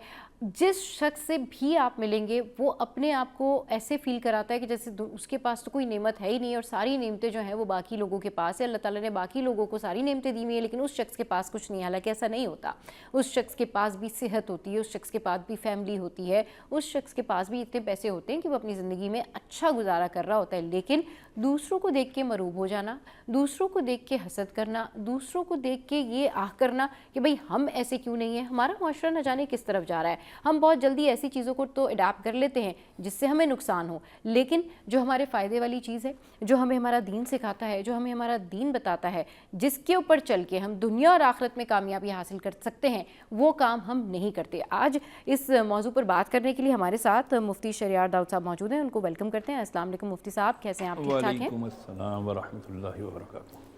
मुफ्ती साहब, मुआशरे में इतनी बेचैनी है, लोग बहरा रवी का शिकार हैं और इतनी जल्दी लोगों से इम्प्रेस हो जाते हैं, इसकी क्या वजूहात हैं? बिस्मिल्लाहिर्रहमानिर्रहीम, अल्लाहुम्मा सल्लि व सल्लिम व बारिक अला सय्यिदिना व मौलाना मुहम्मद व अला आलिहि व सहबिहि व बारिक वसल्लिम। देखें जी, हम मुसलमान हैं अल्हम्दुलिल्लाह, और हम नमाज भी पढ़ते हैं अल्हम्दुलिल्लाह, चाहे रमज़ानों में पढ़ें या जुम्मे में पढ़ें। हम एक सूरह फातिहा पढ़ते हैं, उसमें हम कहते हैं इहदिना सिरातल मुस्तकीम, हमें सिरात मुस्तकीम पर चला, सिरातल लज़ीना अनअमता अलैहिम, उन लोगों का रास्ता जिन पर तेरा इनाम हुआ। ये हम एडमिट कर रहे हैं कि अल्लाह तू हमें उनके रास्ते पर चला जिन पर तेरा इनाम हुआ। गैरिल मग़दूबी अलैहिम वलद्दालीन, उनके रास्ते पर मत चलाना जिन पर तेरा गज़ब हुआ, तेरा दौल हुआ, तूने उनको गिरफ्त किया, पकड़ा। क्योंकि कुरान में अल्लाह फरमाता है इन्ना बत्शा रब्बिका लशदीद, के बेशक तेरे रब की पकड़ बड़ी शदीद है। अब हम जो बात बात पे शिकवे शिकायतें, और जी पाकिस्तान में तो कुछ भी नहीं रखा। अच्छा, पाकिस्तान में कुछ नहीं रखा? हम अगर बेसिक्स के ऊपर जाएं ना, हमें अपने जो है ना किन चीज़ों के ऊपर हम फ़ौरन मरूब हो जाते हैं, हम फ़ौरन लोगों से बहुत जल्दी इम्प्रेस हो जाते हैं। हम किन से इम्प्रेस होते हैं? ओ जी ये तो बड़ा हाईली क्वालिफाइड है, ठीक है, हाई क्वालिफिकेशन लेना चाहिए। इस्लाम बिल्कुल ही, इस्लाम का तो शुरुआत ही इक़रा बिस्मि रब्बिकल लज़ी खलक़ से है कि पढ़िए अल्लाह के नाम से। अच्छा, फिर उसके बाद हम कहते हैं जी वो बड़ी तरक्की की है जी वेस्ट ने, यूरोप ने और दीगर लोगों ने। वो लोग जो अल्लाह को नहीं मानते, अगर अल्लाह को मानते भी हैं तो रसूल को हमारे नहीं मानते, लेकिन उन्होंने बड़ी तरक्की की। अरे भाई थोड़ा पीछे जाके देखो, इस तरक्की की बुनियाद किसने फराहम की? आप इब्नुल हैसम को भूल गए, अबू रिहान अल बैरूनी को भूल गए, आप ख्वारज़मी को भूल गए, अब अबू जज़री को भूल गए, अबू अली सीना को भूल गए। अरे ये तो सब इन्हीं लोगों की तहकीकात हैं जो उन्होंने कुरान के अंदर से एक्सप्लोर किए हैं। हम उसी कुरान को भुला के बैठे हैं ना। कहते हैं ना कि दर्स कुरान अगर हमने ना भुलाया होता, ये ज़माना ना ज़माने ने दिखाया होता। आज हम मगरिब की अंधी तकलीद के अंदर ऐसे अंधे हुए हैं कि हमें सब कुछ अच्छा सिर्फ वहाँ का लगता है। इसकी मैं एक माजरत के साथ एक मिसाल दूंगा। हमारे पंजाब में अभी एक, या पंजाब शायद हमारे कौमी असम्बली में एक बिल पास कर दिया गया है जो सरासर फैमिली सिस्टम को नुकसान पहुँचाने वाला है। ये मेरी राय है, आप इससे इख्तिलाफ कर सकते हैं। जी बीवी को घूर के देखा, दूसरी भी शादी का धमकी दी, तलाक की धमकी दी, सो एंड सो, आप उसको ख़त्म कर देंगे। ये सब क्या है? ये आपका फैमिली सॉरी, ये आपके फैमिली सिस्टम को तोड़ने वाली चीज़ें हैं। मगरिब जो आज पछता रहा है कि हमारी फैमिली सिस्टम टूट गया है, हम इसको रीयूनाइट कैसे करें? हमने आज़ादी निस्वा के नाम पर अपनी औरत को आज़ाद कर दिया, लेकिन वो औरत किस काम की है आपको पता नहीं है। जेफरी एप्स्टाइन की अभी आपने फाइल्स जो रिवील हुई हैं उसके अंदर नहीं देखा? खवातीन किस काम के लिए, और बच्चियां छोटी छोटी 3 साल 5 साल की बच्चियां, ये मर्द अपनी जिनसी हविस को पूरी करने के लिए उन बच्चियों को आज़ादी के नाम पर दूर करते हैं, बाहर निकालते हैं, और फिर उन पे भूखे भेड़ियों की तरह हमलावर हो जाते हैं। ये फैमिली सिस्टम को तोड़ने का मकसद क्या है? जो उन्होंने तोड़ दिया 300 साल के बाद, अब वो सर जोड़ के बैठे हैं उनका थिंक टैंक, या किसी तरह हम दोबारा। ऑस्ट्रेलिया के अंदर आपने नहीं देखा है जी, आप शादी करें, पहला बच्चा पैदा करें आपको $50,000, दूसरा बच्चा पैदा करें आपको $70,000 इनाम मिलेगा, तीसरा बच्चा पैदा करें आपको $1,00,000 इनाम मिलेगा। ये इतने इनामात क्यों दिए जा रहे हैं? ताकि आप एक बॉन्डिंग शुरू करें, ताकि आप एक अपने अंदर एक मोहब्बत का और दोबारा फैमिली सिस्टम को जनरेट करें, जो बदकिस्मती से वहाँ पर जनरेट हो के नहीं दे रहा। हमारे यहाँ जो जनरेट ऑलरेडी है, हमारे यहाँ जो फैमिली सिस्टम है, हमने उसको क्या किया? हमने उसको पाश करने की कोशिश शुरू कर दी है। आज बच्ची कहती है पेरेंट्स को कहती है, माँ बाप को कहती है, Yeah. You have no right whatsoever to ask me the password of my mobile, this is my privacy, you have nothing to interfere in my privacy. हो ये क्या बात हो गई है? मियाँ बीवी कहते हैं जी आप मेरी इजाज़त के बगैर मेरे पास नहीं आ सकते, बीवी कहती short, it is a marital rape. ला हौला वला कुव्वता इल्ला बिल्लाह, व्हाट इज दिस नॉनसेंस? ये चीज़ें हैं, ये इंसानियत की बातें हैं? आप कैसी बातें कर रहे हैं? देखें जी, आपको बड़ी प्लानिंग के साथ क्या किया गया। आप देसी घी खाते थे आज से 100 साल पहले, अब आपको देसी घी नहीं खिलाया जाता, आपको कहता है अरे देसी घी ये तो नुकसानदेह होता है, आप ऐसा करें वेजिटेबल घी लें। जब वेजिटेबल घी खाना शुरू हो गए, अरे आप ऐसा करें वेजिटेबल ऑयल खाएं। आज आपकी सारी मेडिकल साइंस, पूरा आपका सोशल मीडिया भरा हुआ है, मेडिकल पेपर्स निकले हुए हैं जी, ये वेजिटेबल घी और ये वेजिटेबल ऑयल आपके लिए जिस तरह से नुकसानदेह। बिल्कुल आप ठीक कह रहे हैं। ऑब्वियसली हमारे दीन ने जो चीजें हमें बताई हैं वो तो दुनिया और आखिरत में कामयाबी की कुंजी हैं। अब मेरी हमारे बात जो सुने। यंगस्टर हैं, जी जी जी जी, दीन बोलिए। और दुनिया अलग नहीं है जी, यही तो हमारी जहालत है। हमने दीन और दुनिया को अलग कर दिया है। नबी ने फरमाया तुम ऑर्गेनिक चीजें खाओ, तुम ये फ्रूट्स खाओ, सब्जियां खाओ, ठीक है, गोश्त भी खाओ। आप इनको दूर कैसे कर सकते हैं? दीन ये दुनिया है ना, इसको अलग क्यों कर सकते हैं? कुरान में क्या कहता है? ला रब्बना आतिना फिद दुनिया हसना, ए अल्लाह तू मुझे दे दुनिया की भलाइयाँ। पहले दुनिया की भलाइयाँ मंगवाई, क्योंकि इस दुनिया में भलाइयाँ करके हमने आखिरत की भलाई जमा करनी है। वफिल आखिरत हसना वकीना अज़ाबन नार, और हमें आखिरत की भलाइयाँ दे के जन्नम से बचा ले। अब दुनिया मज़रतुल आखिरा, हुजूर ने फरमाया दुनिया आखिरत की खेती है। अरे दुनिया में तो हमने सारी स्ट्रगल करनी है ताकि हमारी आखिरत बने। अब दुनिया के अंदर अगर हम अच्छी चीज़ें नहीं करेंगे, आई एम सॉरी, मेरी बातों से यकीन बहुत लोगों को दुख हो रहा होगा, बहुत सारी पब्लिसिटी या मार्केटिंग मुतासिर हो रही होगी कि मैं ये बातें क्यों कर रहा हूँ, बट हमने जो चीज़ें हमारी फ़ायदे की थी वो हमसे सब छीन ली गई और हमें क्या दे दिया? देसी मुर्गी खाते थे, अजी फार्मी मुर्गी खाओ, सब कह रहे हैं उससे कैंसर हो रहा है। इतनी बड़ी इंडस्ट्री क्या बंद कर दें? अरे भाई क्या हो गया आपको? अगर आपको दुनिया बचानी है, आखिरत बचानी है, you have to come back to the nature. आपको ऑर्गेनिक की आप तरफ जिस तरह आना से पड़ेगा, बात कर रहे हैं ना कि दीन हमें की नेचर, तरफ आना बिल्कुल पड़ेगा। दीन की तरफ आना पड़ेगा, नेचर की तरफ आना पड़ेगा। और जो लोग दीन की सुनते हैं, जो लोग अल्लाह की सुनते हैं, जाहिर सी बात है फलाह पाते हैं और कामयाबी का रास्ता भी वही है। थोड़ी सी बात करते हैं वालिदैन के हुकूक के ऊपर कि अभी आपने बच्चों का जिक्र किया कि भाई वो ये कहते हैं कि जी अगर हमारा मोबाइल फ़ोन है तो पासवर्ड क्यों बताएं, पेरेंट्स को क्यों बताएं। तो थोड़ा सा हुकूकुल इबाद के ऊपर बात करें, लोगों को बताएं कि वालिदैन की खिदमत करने वालों के लिए क्या इनामात है, लोगों को बताएं कि हुकूकुल इबाद क्या है, और आज की जनरेशन को वालिदैन ये बात बताने में क्यों कहीं नाकाम नज़र आते हैं कि वो ये तरबियत नहीं दे पाते, या फिर ख़ुद वो उनको इतनी स्पेस दे देते हैं कि वो अपने राइट्स भी नहीं बता पाते कि औलाद के ऊपर माँ बाप का क्या हक़ है, भाई बहन का क्या हक है,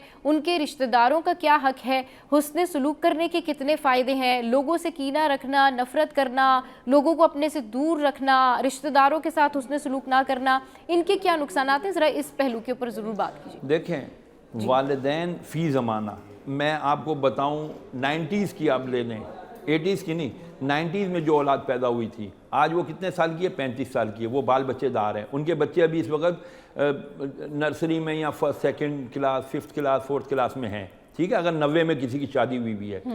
तो अब ज़रा अंदाज़ा लगाएं उस जनरेशन में ये टर्निंग पॉइंट्स था। उस वक्त हम वेस्टर्नाइज हो चुके थे ऑलमोस्ट, और मज़ीद हो रहे थे। जब डेकेड आया, मिलेनियम आया 2000, उस वक्त हम टोटली ऐसे हो चुके थे, मोबाइल आ गया, गैजेट हमारे हाथ में आ गए, लैपटॉप आ गया, कंप्यूटर आ गया। अब हम क्या हो गए? आज़ाद हो गए, सो कॉल्ड आज़ादी हमें मैसर आ गई। नबी अलैहिस्सलाम के पास एक सहाबी आए, कहते हैं या रसूलल्लाह, मेरा वालिद ना मेरे से मेरे पैसे ले लेता है, मैं क्या करूँ? हुजूर ने उसके वालिद को बुलवाया। वालिद ने बताया या रसूलल्लाह, ये कहता है मैं इससे पैसे लेता हूँ, इसकी एक पुप्पी है, यानी मेरी बहन, वो बेवा है, मेरे साथ रहती है, इसकी 3-4 बहनें हैं, और इसके अलावा इसकी बूढ़ी माँ है। मैं बूढ़ा हो गया हूँ, मैं इतनी रोज़ी नहीं कमा सकता, ताकत नहीं है मेरे अंदर। अगर थोड़ी मैं कमाता हूँ तो थोड़ी मैं इससे लेके घर का निज़ाम चलाता हूँ। तो या रसूलल्लाह, क्या ये मैंने गलत किया? हुजूर रोए, अश्क बार रोए कि ये बचपन से इतना बड़ा इसको किया, इसलिए किया। फिर हुजूर ने फरमाया, जा, लड़के से कहा, उसके बेटे से कहा, जा, तेरा माल, तू और तेरा माल तेरे बाप का है, जा, तू और तेरा माल तेरे बाप का है, जा, तू और तेरा माल तेरे बाप का है। 3 बार ये फरमाया, ठीक है। एक सहाबी रज़ियल्लाहु ताला अन्हु आए, कहते हैं या रसूलल्लाह सल्लल्लाहु अलैहि वसल्लम, मेरे वालिद साहब मुझ पर बेजा सख्ती कर दें। नबी ने फरमाया, जिसने अपने बाप के चेहरे पे निगाह की और इस तरह निगाह की कि उसके दिल में अपने बाप के लिए नफरत नहीं थी, कोई बुग़्ज़ अदावत नहीं था, तो अल्लाह तबारक व तआला उसकी निगाह हटने से पहले, यानी जो अपने बाप के चेहरे पर मोहब्बत की निगाह से देखे, अल्लाह उसकी निगाह हटने से पहले, उसकी नज़र हटने से पहले उसके गुनाहों को मुआफ़ फरमा देता है। अरे बाप का तो इतना मर्तबा है कि अल्लाह ने फरमाया मैंने अपनी रज़ा बाप की रज़ा में रखी है, मैंने जो जन्नत के कदमों के तले रखी है उसका दरवाज़ा बाप को बनाया है, तू चाहे इसको ज़ाया कर दे, तू चाहे इससे फ़ायदा उठा ले। आज के दौर में जो हमारे बच्चे हैं, जी बिल्कुल, ये डिस्कशन यहीं से शुरू करते हैं मुफ्ती साहब कि आज के दौर में जो सूरत हाल है वो क्या है, इस पर करेंगे बात एक छोटी सी ब्रेक के बाद। हमारे साथ रहिए।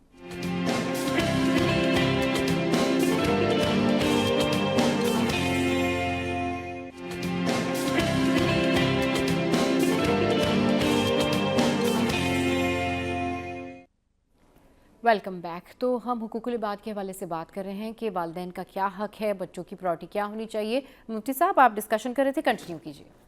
मैं अर्ज़ कर रहा हूँ कि आजकल जो औलाद है वो वालिदैन के और अपने बीच में एक जनरेशन गैप पाती है। नंबर 1, एक तो शादियाँ बहुत देर से हो रही हैं, ऊपर से आपने कानून बना दिया 18 साल से पहले शादी नहीं होगी। यहाँ 30-30 साल में 35-35 साल में शादियाँ नहीं हो रही, आप 18 साल को लेकर रो रहे हैं। ये इनको फैसला वापस लेना चाहिए, ये मेरी राय है, आप इसे इख्तलाफ कर सकते हैं। अच्छा, अब ज़रा गौर कीजिए, ये जो जनरेशन गैप है ना, ये जनरेशन गैप नहीं है, ये हमने खारदार कांटों की एक बाड़ लगा ली है। क्यों आज का बाप अपनी औलाद से दूर है, क्यों आज की औलाद अपने वालिदैन से दूर है, लड़की माँ से दूर है? उसने अपने दोस्त दूसरे बना लिए। फेसबुक के दोस्त हैं, इंस्टा के दोस्त हैं, मेरे इतने 1000 फॉलोअर्स हैं, मेरे इतने जो है ना मिलियन फॉलोअर्स हैं, और जब जनाजा रखा होगा आपका, पीछे आपके कोई नहीं खड़ा हुआ होगा, वही 500, 400, 200 आदमी होंगे मस्जिद के, और वो आपके नमाज जनाजा पढ़ेंगे और उठा के नाज उठाने वाले कंधे पे उठा के ले जाके कब्र में डाल देंगे। आपके पीछे दुआ करने वाला कौन होगा, ये बताइए। नबी ने फरमाया बंदा अपने पीछे जो है ना 3 चीज़ें छोड़ के जाता है। नेक औलाद जो उसके लिए दुआ मगफिरत करते रहे, कुरान मजीद जो उसने रख दिया कि लोग उस कुरान को, या मस्जिद बना दी, या पानी का इंतज़ाम कर दिया लोगों के लिए जो उसके लिए सवाब जारिया का ज़रिया बने। क्या आज की औलाद अपने वालिदैन के लिए सवाब जारिया का कोई ज़रिया बन सकती है? ये मेरा सवाल है। तो जवाब आता है नहीं, क्योंकि औलाद को खुद नहीं पता कि वालिदैन ने उनकी ऐसी तरबियत ही नहीं की। जो 90s की 80s के वालिदैन हैं, जो माँ बाप बने उस दौर के, वो आज के दौर में, और अब जो 2000 में जिनकी शादियाँ हुई हैं, या जो अब 2015 के बाद 20 के बाद हुई हैं जिनकी शादियाँ, क्या उनके पास इतना इल्म है कि हमने एक दिन मरना है, एक कब्र है, उसमें सवालात हैं, हमें दुनिया के साथ आखिरत के लिए भी कुछ करना है? नहीं है। हमें सिर्फ हम एक चीज़ के दाई बने में, क्या यू शुड बी फ्यूचर, और क्या कहते हैं, ओरिएंटेड पर्सन। तुम्हें अपना ब्राइट फ्यूचर ओरिएंट करना है। जी जी जी जी। इस चीज ने हमें वो अंधा किया है, अल अमान वाला फीस, बस फ्यूचर ब्राइट करो, फ्यूचर ब्राइट करो। अरे फ्यूचर है क्या, पहले ये तो समझो। फ्यूचर तो हमारी कब्र है, उससे तो कोई इनकार नहीं है ना। हमने मरना तो है ना, जब हमने मरना है और कब्र में जाना है, what is the preparation for the कब्र? उसको नबी ने फरमाया कब्र या तो कब्र जहन्नम के गढ़ों में से गढ़ा है, या जन्नत के बागों में से एक बाग है। हमने उसको जन्नत का बाग बनाया या जहन्नम का गढ़ा? ना माँ बाप आज ऐसी कोई तरबियत करते हैं कि भाई बेटा ये रिश्तेदारियाँ, आपको पता है रिश्तेदारी तोड़ना कितना बड़ा गुनाह है। अभी शब बारात गुजरी, नबी ने फरमाया जिसने रिश्तेदारियाँ तोड़ी, यानी क़त्अ रहमी की, रहमी रिश्तों को छोड़ा, तो फिर याद रखिए नबी ने फरमाया शब बारात जिसमें अल्लाह ताला सारे लोगों की मग़फ़िरत कर देता है, ये क़त्अ रहमी करने वालों की जो अपने रिश्तेदारियां तोड़ दे। अब्बा से बात नहीं हो रही, अम्मा से बात नहीं हो रही, मामू से बात नहीं हो रही, चचा से बात नहीं हो रही, क्यों जी? इसलिए कि जी इन्होंने हमें अच्छी तरह ट्रीट नहीं किया था। What is this nonsense? इन्होंने ट्रीट नहीं किया तो आपने इससे रिश्तेदारियां तोड़ दी और अल्लाह के अज़ाब को अपने ऊपर लाजिम कर लिया। देखिए इमाम हसन और हुसैन में किसी बात पर इख्तिलाफ हुआ, बस आखिरी बात करता हूँ। इमाम हसन में किसी बात पर इख्तिलाफ हुआ, इमाम हुसैन ने 3 दिन हुए थे इनके इख्तिलाफ को, अपने गुलाम को भेजा, जाओ भाईजान को बोलो मेरे से आगे सलाम दुआ करें। बड़े भाई इमाम हसन कहने अरे मैं बड़ा हूँ, उसको चाहिए मेरे पास आए और मुझे कह रहे मैं उसके पास जाऊँ। फिर गुलाम को भेजा, बोलो उसको बोलो तुम आए। फिर गुलाम को भेजा, हज़रत इमाम हुसैन ने कहा भाईजान से कहो नाना जान सल्लल्लाहु अलैहि वसल्लम ने फरमाया है कि जो भाई आपस में नाराज़ हो जाएं और 3 दिन गुजर जाएं तो इनमें से जो पहल करेगा सुलह करने में अल्लाह ताला उसे पहले जन्नत में दाखिल करेगा। तो मेरी गैरत ने गवारा नहीं किया कि मैं छोटा भाइयों के पहल करके पहले मैं जन्नत में चला जाऊँ। नहीं नहीं, मेरे बड़े भाई हैं, इनको बुलाओ, ये पहल करेंगे सुलह करने में तो ये पहले जन्नत में जाएंगे। कितनी मोहब्बत है, कितनी प्यारी हमारी इसके अंदर इन्होंने इस्लाह की है। क्या आज हमारे माशरे में ये चीज़ें हैं? नहीं है। हमें इसको सीखना पड़ेगा। We have to come back to our origin. हमें अपनी ओरिजिन की तरफ आना पड़ेगा, इस्लाम की तालीमात को स्टडी करना पड़ेगा। ये फजूल बातें जो हम सीखते हैं उनको छोड़ के जो दीन की, अखलाक की, इंसानियत की बातें, जो हकीकी इंसानियत इस्लाम ने दी है उसको पकड़ना पड़ेगा। क्योंकि हकीकी इस्लाम इंसानियत के चैंपियंस का हाल तो आपने जेफरी एप्स्टाइन की फाइलों में देख ही लिया, उनका क्या हाल है। सही।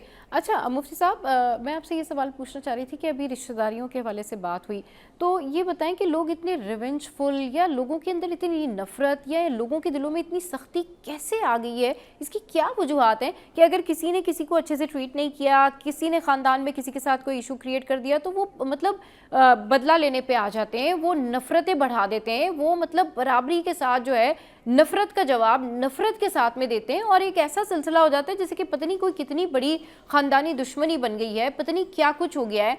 अफवाह दरगुजर से कोई काम ही नहीं लेता। आप ख़ानदानी रिश्तों में देख लें, बहन भाइयों में देख लें, आप कज़न्स में देख लें कि रिश्तेदार आपस में एक दूसरे से मिलना ही पसंद नहीं करते। देखें, हमने कहते हैं ना, दरस कुरान अगर हमने ना बुलाया होता, ये ज़माना ना ज़माने ने दिखाया होता। नबी अलैहिस्सलाम ने जो कुछ फरमाया अल्लाह के हुक्म से फरमाया। हुज़ूर ने फरमाया जो ताकत होने के बावजूद बदला ना ले, असल में बहादुर वो है, हकीकी बहादुर वो है। हमारे यहाँ ऐसी कोई बात ही नहीं। हमारे यहाँ बहादुर कौन है? जिसके 10 लाख फॉलोअर्स हो, हम समझते हैं वही बहादुर है। आज आपने कहा कि जी रिवेंजफुल, दिल सख्त हो गए, संग दिली हो गई है। इसकी सबसे बड़ी वजह हराम, पेट में लुकमा हराम का है। जब हलाल की और हराम की तमीज़ उठ जाती है तो फिर यही होता है जो आज हो रहा है। हमने अपने बच्चों को हलाल रिस्क कमाने की कभी तरगीब नहीं दिलाई। हमने अपने बच्चों को हमेशा ये कहा बस कमाओ, हलाल या हराम डजंट मैटर। हम इस चीज़ के पीछे पड़े, बस किसी तरह कमाओ, अपना फ्यूचर बनाओ, अपनी बैंक बैलेंस बनाओ, अपनी प्रॉपर्टी बनाओ। अरे ये क्या बात है भाई?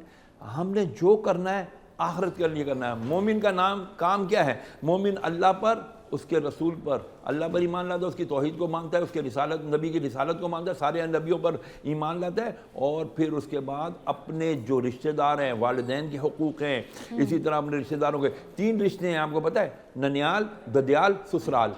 आज देखो लड़ाइयाँ झगड़े हैं, जी मैं नहीं अपनी बीवी को लेने जा रहा, इसने मेरी माँ की जो है ना इज्जत नहीं की थी, इसने मेरी माँ के साथ बदतमीजी की थी। अरे अल्लाह के बंदे, अगर कोई मिस्टेक हो गई है बैठ जाओ, सॉल्व करो। नहीं, रिवेंजफुल हो जाना है। क्यों? उनको आखिरत का खौफ नहीं है।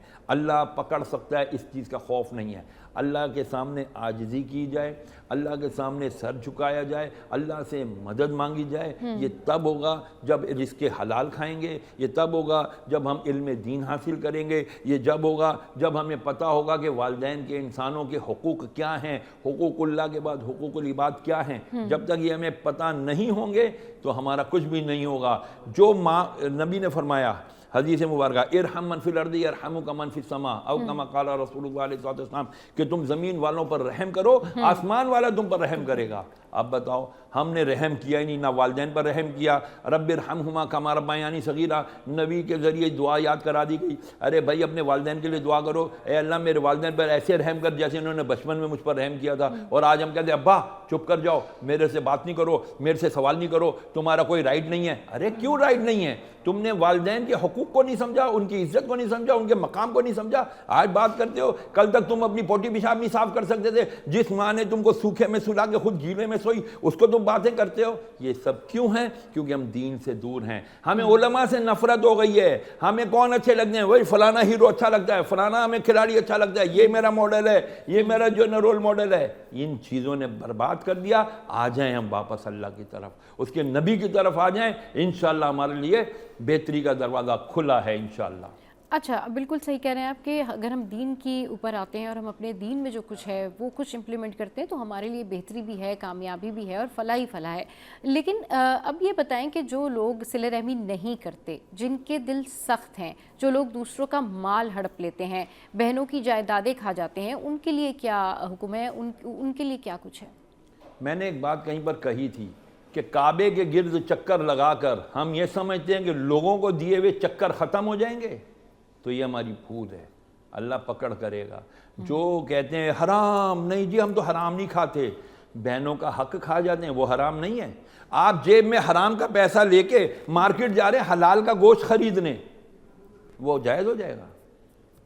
मैंने बार बार अर्ज करता हूँ कि हमने जब तक दीन को नहीं समझा, रसूलुल्लाह सल्लल्लाहु अलैहि वसल्लम ने फरमाया कि एक शख्स कल क़यामत के दिन आएगा, उसका एक हिस्सा मफलूज होगा, फालिज ज़दा होगा, पैरालाइज होगा, और वो ज़मीन पे घिसट रहा होगा, अपने आप को घसीट रहा होगा। अहले मैशर, क़यामत के दिन मैशर के लोग ना उसको अपने पैरों से रौंद रहे होंगे। या रसूलुल्लाह ये शख्स कौन होगा? फरमाया ये वो होगा जिसने एक से ज़्यादा निकाह किए होंगे, अपनी बेगमात, अपनी दोनों बीवियों या एक से ज़्यादा बीवियों के दरमियान मसावात, इक्वालिटी, अदल नहीं किया होगा। तो बस क्या होगा? वो फिर लोगों के दरमियान कुचला जाएगा। आज हमारे माशरे के अंदर है ना, दूसरी शादी को बहुत बुरा समझा जाता है, करनी चाहिए, मैं इसके ख़िलाफ़ नहीं हूँ, लेकिन क्या कुरान की आयत को ये नहीं देखते कि अल्लाह ने फरमाया कि तुम 2-2, 3-3, 4-4 निकाह करो, मगर तुम्हें खौफ हो कि तुम अदल नहीं कर सकोगे तो एक ही पे ठहरे रहो, यही तुम्हारे हक में बेहतर है। बेहतर अल्लाह ने एक को कहा, 3-3, 4-4 को नहीं कहा। तो फिर आज का मर्द फिर मुंह मार रहा है बाहर जा जा करके, अपने हुकूक घर के वालों के पूरे कर नहीं रहा, दूसरी बीवी तीसरी बीवी के हुकूक कहाँ से पूरे करेगा? आज कह रहे हैं कि बच्चों अपने बहन भाइयों के हुकूक नहीं पूरे करते। क्यों पूरे नहीं करते? क्योंकि उनको पता ही नहीं है। कल क़यामत के दिन रसूलुल्लाह सल्लल्लाहु अलैहि वसल्लम जब वहाँ से आए, मेराज से वापस आ रहे थे, जहन्नम का मुशाहिदा किया। जहन्नम का मुशाहिदा किया तो पता चला कि लोग बड़े बड़े पेटों वाले हैं, उनके अंदर बिच्छू और सांप हैं, उनको डंस रहे हैं। पूछा, ए जिब्राइल ये कौन लोग हैं? फरमाया ये वो लोग हैं जो लोगों का नाहक माल खाया करते थे, जो सूद खाया करते थे। अल्लाह ताला हमें ऐसी चीज़ों से महफूज फरमाए, आमीन आमीन आमीन। बहुत शुक्रिया मुफ्ती साहब आपके वक्त के लिए, आपने अपना कीमती वक्त हमारे शो के लिए निकाला। आज के शो इतना ही। आज का शो आपको कैसा लगा ज़रूर इसका फीडबैक हमारी सोशल साइट पर दीजिएगा। हंसते रहिए, मुस्कुराते रहिए, नेकियों में इजाफा करें, दूसरों का ख्याल रखें।